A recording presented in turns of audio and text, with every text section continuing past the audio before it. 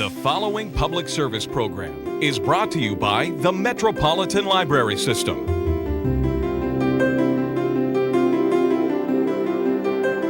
And now, Read About It with your host, B.J. Williams.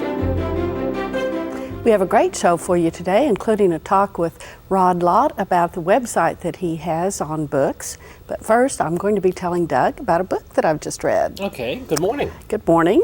Mysteries of the Middle Ages. Oh, good, a mystery. A mystery. Well, it's not quite that kind of mystery. Oh, okay. It's by Thomas Cahill, who has written several books on what he calls the hinges of history. And I think I've talked about most of them. The name sounds familiar to me. Yeah. Well, he wrote How the Irish Saved Civilization. Okay, there we go. Yeah. And then he did one on the gifts of the Jews, Desire of the Everlasting Hills, and the Wine Dark Sea, which covers the Irish, the Jews, Christianity, and the Greeks. And now he's back, I guess, to Christianity again. The rest of this title is The Rise of Feminism, Science, and Art from the Cults of Catholic Europe. Oh. And really what he's talking about is how the roots of our modern Western civilization began in the Middle Ages. And he hangs all of this on individuals. Eleanor of Aquitaine, who is the mother of Richard Lionheart, the King of England. I think everybody's at least heard of Richard Lionheart. That's a neat name.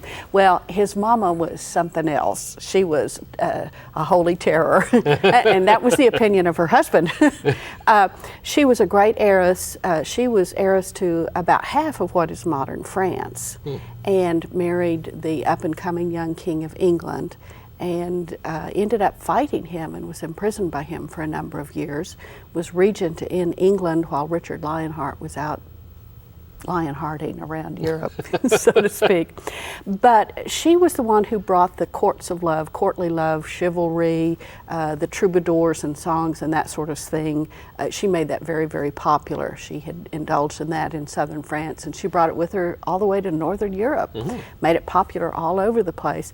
But it developed an idea of women as something other than something to bear your children and keep your castle clean. Yeah. There was another woman at the same time, Hildegard of Bingen. She was a nun. She was dropped off actually with a hermit at the age of 8 and became famous throughout Europe. She became an abbess. She saw holy visions. She wrote songs. A few years ago, a number of her songs were set to more or less contemporary music. But kings asked her advice. So again, we have this rise of, wow, women can be religious and talk to God too, kind of stuff. Francis of Assisi, talking about, just love, being poor and love. And he also delves into art with the early ideas of perspective and that sort of thing. If you've read any of his other books, I think you will very much enjoy this. Cahill is a very good writer. He has wide-ranging knowledge, and he's able to put it into words that the novice or the layperson can understand and get a grasp on. Wow, this is why history is exciting. This is really neat stuff.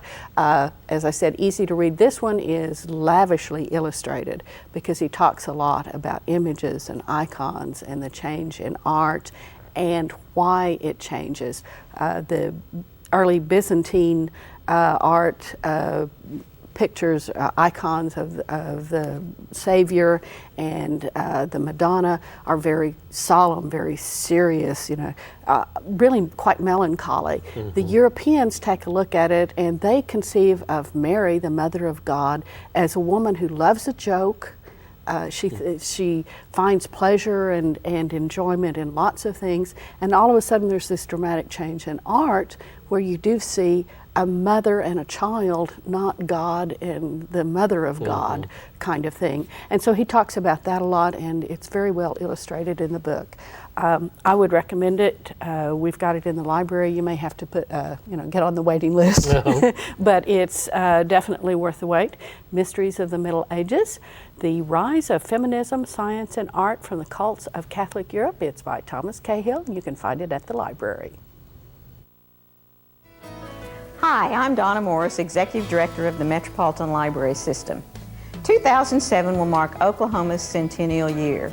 100 years is a long time, but public libraries have been part of this community since the very beginning. And we're still exactly the same as we've been all along, your primary source for information and entertainment. The delivery methods are different now than in the early days. Today we provide free wireless access, free internet access, DVDs, CDs, free programming for people of all ages, along with the traditional books, magazines, and newspapers. But what hasn't changed is our dedication to helping you find exactly what you need. Librarians continue to be the guides to the up-to-date world of information, and our librarians at MLS are the best in the business. So visit your neighborhood MLS library soon, and as they say in the world of libraries, come check us out. Hi, I am here with Anita Rossler. Hello there. Hello. Hello. I don't see any knitting, stitching, crocheting, tatting. So what have you got to talk about today? Well, it's almost hard to talk without that stuff in my hands. But today I'm going to talk about the Lifetime Readers Society Winter Read Fest program. Okay. That's coming up in February and March of 2007. And you might think that this is a little early to talk about it, but I wanted to remind people ahead of time. It's never too early to talk about reading. Oh, good. That's what I think. Yep. Okay, the Lifetime Readers Society is for who? Anybody? No, you have to be 55 or older to be a part of the Lifetime Readers Society. And the Winter Read Fest program is a way to have fun and get things for reading books, which you're going to do anyhow. Anyway, so you might, yeah. So you might as well get things, right. In January, you will receive a postcard in the mail. Everybody, or how do you get the postcard? Well, if you've participated in the past. Okay, good. And then I have your name on a list, and I will mail you a postcard reminding you that it is coming up. And also, in all of the branch libraries, there's going to be bookmarks available for people to pick up during the month of January. So then, as of February 1st, you come into the library and you pick up the brochure, which it's pretty, it's red and has the couple on the front. And inside the cover is a sign-up form, an enrollment form that you fill out.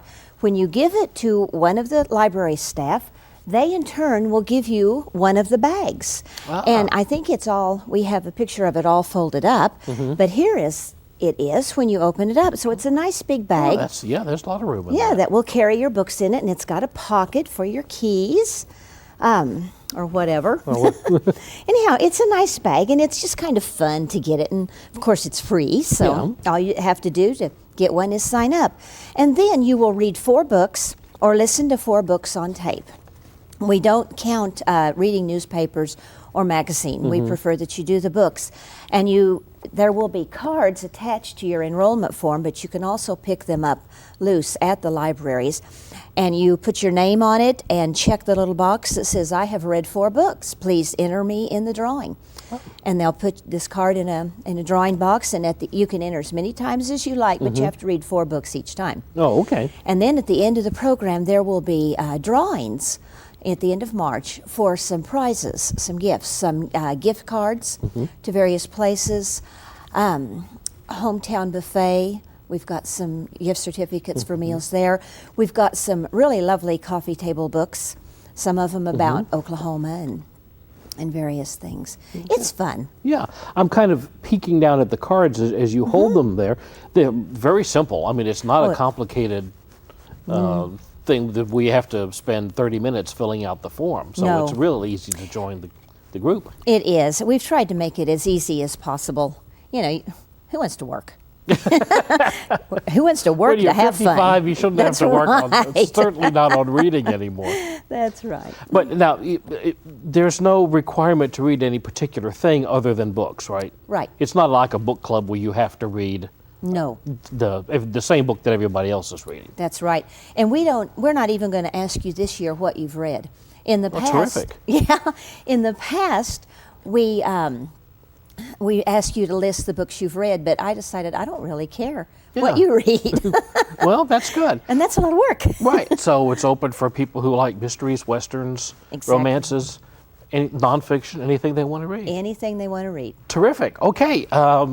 People can find out more about this by going to their local library, right? Yes. And is there information up on the website?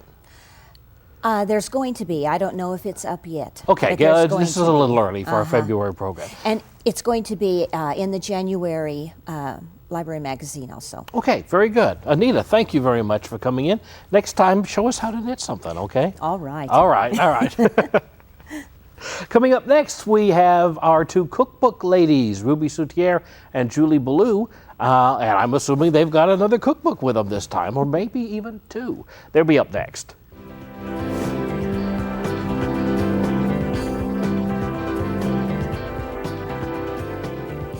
Hello, today Ruby and I are going to be discussing mysteries in a new series by Lou Jane Temple, The Spice Box and Death du Jour.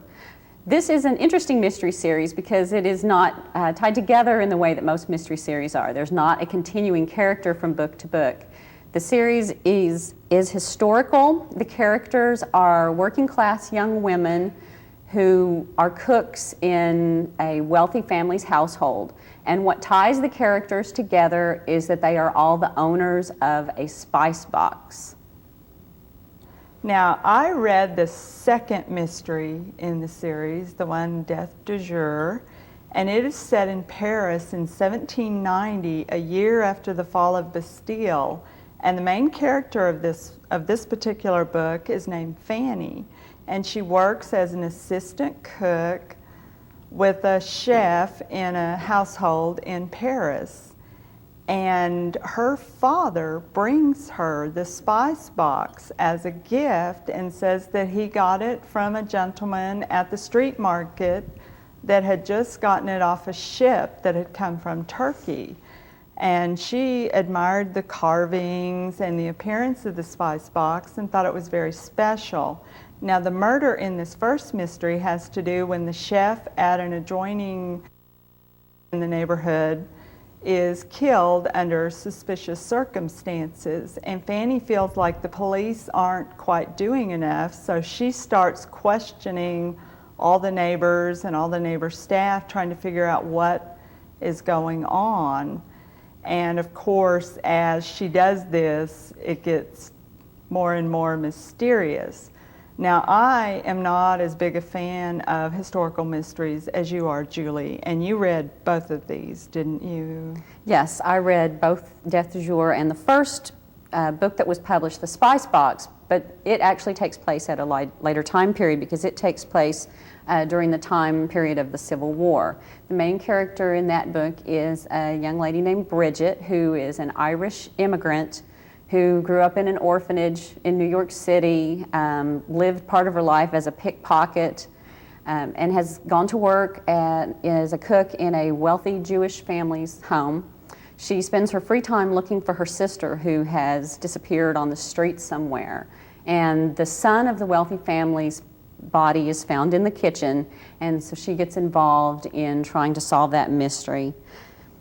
Early in the book, she finds the spice box in her closet and finds recipes in the spice box in different handwritings, in different languages, and eventually adds her recipe to the collection. I think the books in this series are going to trace the different owners of the spice box and their mysteries. We have been talking today about The Spice Box and Death du Jour by Lou Jane Temple, which you can find at your local library or bookstore. Every week we have MJ Van Deventer from the National Cowboy and Western Heritage Museum talking with one of our community leaders about a book they've been enjoying. This week she'll be talking with Carolyn Leonard, who is a well-known member of the literary scene here in Oklahoma. I think you'll enjoy what she has to say.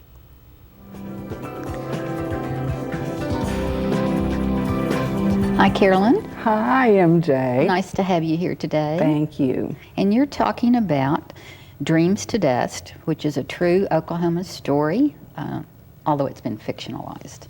And it's by one of your favorite authors, Sheldon Russell. That's right. And we're in the room full of my favorite kind of books about Oklahoma. That's right.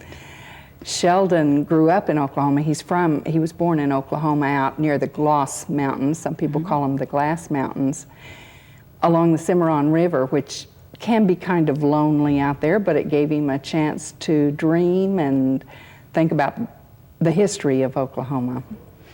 Well, I know you love the dramatic story of the land run, and that's what this is about. It is.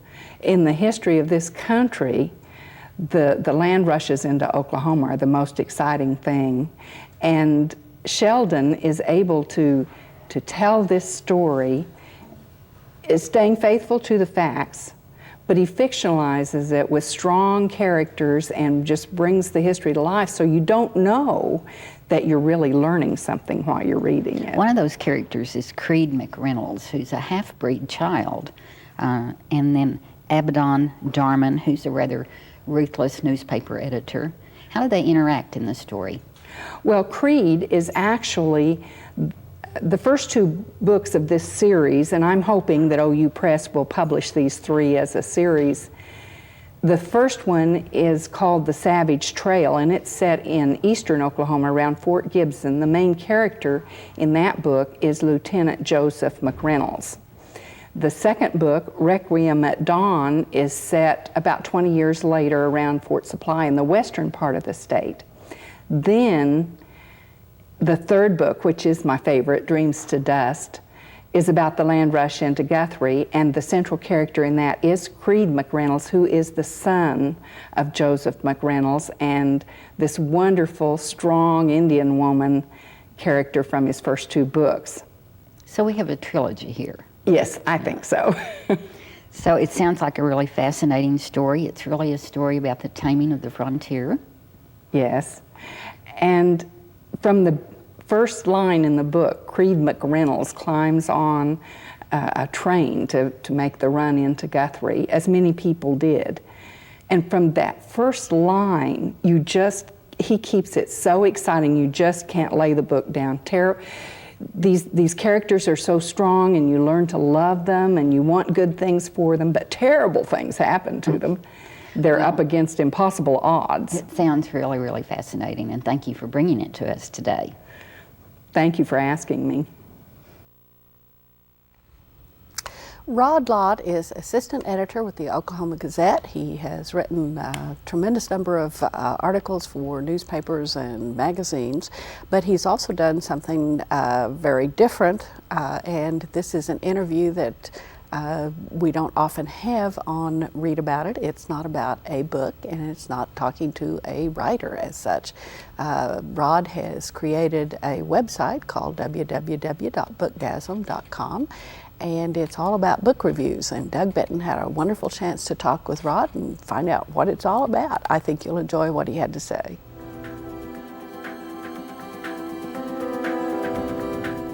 Rod Lott is back with us again. He was on the show a few weeks ago, but this time he's wearing a different hat entirely. Rod is the editor of a daily book review website called bookgasm.com. Rod, hi. Thanks for coming back. Thanks for having me. To have you here, let me read you a little bit about what you see when you first log into Bookgasm. I'm going to use my disc jockey voice, okay? Okay.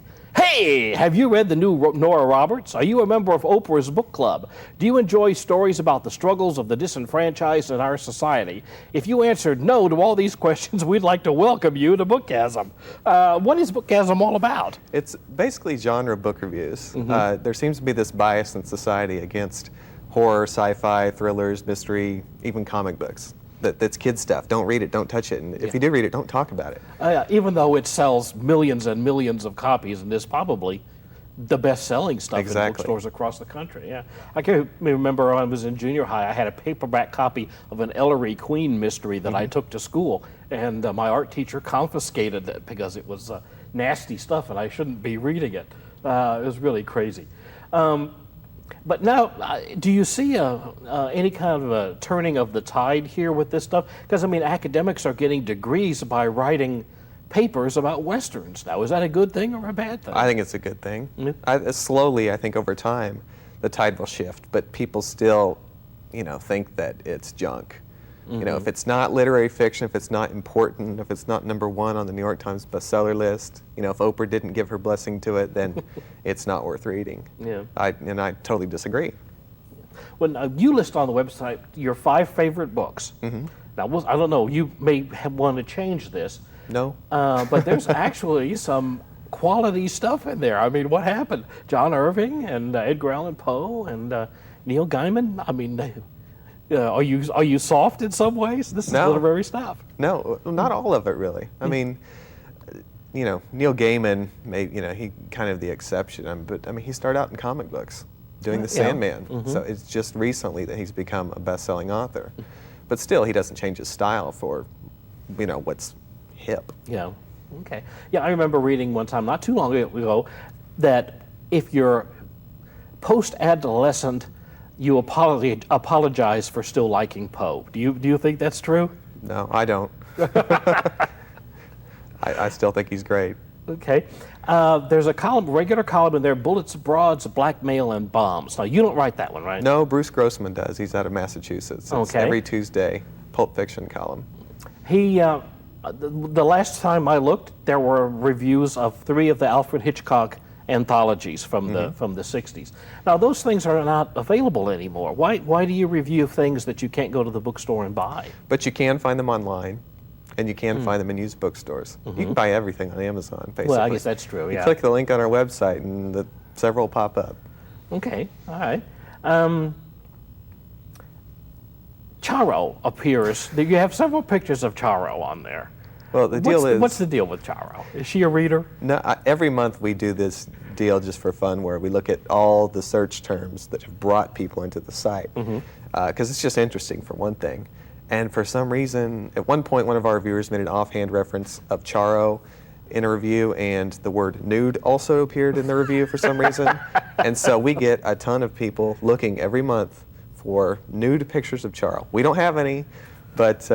nor do you want any, No, I nor do I imagine. want any, but increasingly, every month, people are coming to the site for that. Oh, okay. Well, I thought maybe she was some kind of unofficial mascot or No, something. they're bound to be disappointed. Oh, okay. You wrote this in a review of a book called Girl Sleuth.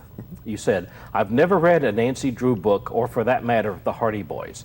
And my question is, are you kidding? No, I'm not. You never, really, when you were growing up, you never read the Hardy Boys? I had one, but I never read it. I think I was more into Charles Schultz at the time Oh, okay. than Hardy Boys.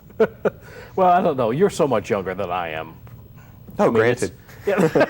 Thank you. You probably, by the time you would have been reading the Hardy Boys, they would have been in their 5th or 6th rewritings. By that time, they probably weren't as much fun anyway. Could be. Okay. Let's assume for a minute that the stuff that your reviewers read has to be defended. You probably don't feel... Do you feel that it does? No. That it needs to be defended? Not necessarily. I mean, we don't make apologies for what we like, and we don't make apologies for what we don't like either. Okay, well, that's kind of what I was going to ask. If do people say to you, "This stuff is trash, Rod. Why do you even mess with it?" Some people do, but I mean, that's the whole point of the site is, if you like to read it, don't be ashamed of it, because that kind of thinking turns people off of reading. We tell kids, if it's not Ernest Hemingway or Mark Twain, don't read it, essentially. Yeah. And that's why people don't end up reading later in life. Yeah. I kind of feel that way about movies. I hate the term guilty pleasure. Right. If you like it, you like it, and you don't need to apologize for it. Rossini, Italian opera composer, once said, there are only 2 kinds of music, good music and boring music. And I tend to feel that way about art in general. How long has Bookgasm been around? Just over a year. We started in August of 2005, and it's been updated every day since. Updated every day? Every day there's something on there. That's tough. I mean, that's time consuming. It's work. Is but there new stuff from you every day? No, not necessarily. I mean, Okay. I do provide, I'd say, more than half the content, but I do have a staff of about 10 people that review as well. Okay. So maybe one day there'll be a new book review or a new column or something like that coming in? Right, we have regular columns, but most of it's book reviews. We do interviews with authors, and there are some features every now and then, too. Well, tell us a little about interviewing authors. Are they hard to get a hold of? No, they're pretty much easy. Unless you're trying to interview Stephen King, they're pretty much accessible and very grateful for any exposure they get, which is in marked contrast to actors and singers from my experience. Yeah, who want to be protected from interviewers. You told me that Ed Gorman, the novelist Ed Gorman, is one of your writers on the site. How did you find him? He found us. He Oh, was yeah? a fan. He said it's his favorite website. And then he offered to write, and who am I to turn Ed Gorman down? Yeah, Ed Gorman. For those who haven't ever read Gorman, he writes crime stories and some great westerns. I never miss one of Gorman's westerns. He's I love excellent. that stuff. You can't be making a whole lot of money at this. Are you just in it? You're in it for the babes, right? Yeah, exactly. Yeah, for the groupies. No, I'm not making any money at it. There's minimal Amazon referral fees that you get, but essentially we do it because it's something I believe in. Letting people know. And free books, hey, that doesn't hurt. That's good too. All right, that's a good note to end on. Do it because you believe in it. I like it. Rod Lott's been with us. He's the editor of www.bookgasm.com, a daily updated book review site. Rod, thanks for being with us. Thanks for having Come me back again. sometime, okay? I will. All right. Thanks, everybody. Hi, I'm Donna Morris, Executive Director of the Metropolitan Library System. 2007 will mark Oklahoma's centennial year. 100 years is a long time, but public libraries have been part of this community since the very beginning. And we're still exactly the same as we've been all along, your primary source for information and entertainment. The delivery methods are different now than in the early days. Today we provide free wireless access, free internet access, DVDs, CDs, free programming for people of all ages, along with the traditional books, magazines, and newspapers. But what hasn't changed is our dedication to helping you find exactly what you need. Librarians continue to be the guides to the up-to-date world of information, and our librarians at MLS are the best in the business. So visit your neighborhood MLS library soon, and as they say in the world of libraries, come check us out. I'm here with Doug Benton again. That means it's Writer's Almanac time. Take it away, Doug. All right. Let me say first off that I enjoyed talking with Rod Lott so much. I'm now a contributor to Bookgasm, so people can check it out and see what I've got to say. If they don't get enough of you on the show. Right. But back to birthdays. December 26th, 1716, cast your mind back, is the birthday of Thomas Gray, who is probably remembered, if at all now, as the author of an elegy written in a country churchyard. The first of the graveyard Gothic poets. Also from on December 26, 1927, the birth date of Rod Serling, who was the creator and host of The Twilight Zone back in the 60s, the original version of The Twilight Zone. Did you know that he wrote the screenplay for Planet of the Apes? No, that I didn't. Not many people remember that. December 30th, 1865 is the birth date of Rudyard Kipling. He was one of the great English short story writers and verse writers and occasional novelist. Thanks, Doug. Remember, you can check out all of this at our website, www.metrolibrary.org, or you can drop by your favorite library. Thanks for being with us. We'll see you again next time.